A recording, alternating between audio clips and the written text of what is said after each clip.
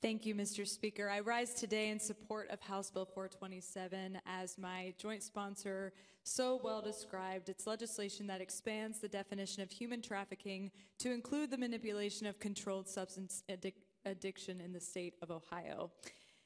When drugs are used to coerce or control victims, physical or verbal violence is not always necessary. Addiction and withdrawal are incredibly powerful weapons that traffickers regularly use to compel their victims to comply with their demands and engage in sexual activity for hire or involuntary servitude.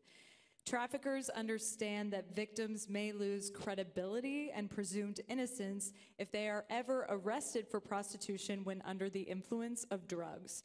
These drugs can also interfere with the victim's ability to accurately remember events and details when testifying against their trafficker. House Bill 427 will help remove obstacles prosecutors face when trying to hold traffickers accountable under current Ohio law. Right now, as Representative White mentioned, they must jump through the legal hoops of proving that drugs and addiction do constitute force, fear, duress, intimidation, or fraud when establishing the element of compel for both human trafficking and prostitution. Often, the trafficker's attorneys will not even argue that the defendant was not doing the crime they are accused of during their trial.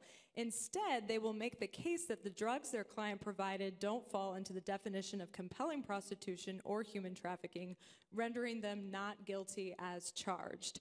Today, as we speak, Ohio's resurging opioid epidemic is compounding this issue by providing increased opportunities for traffickers to exploit victims under the powerful influence of drugs and addiction.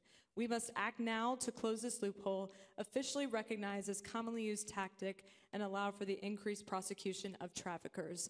This bill was passed unanimously through the Criminal Justice Committee last week. I'd like to thank my joint sponsor, Representative Andrea White, for her work on the bill, Chairman Jeff Luray for moving it through committee, and Speaker Cupp for bringing it to the House floor for a vote. I urge a yes vote.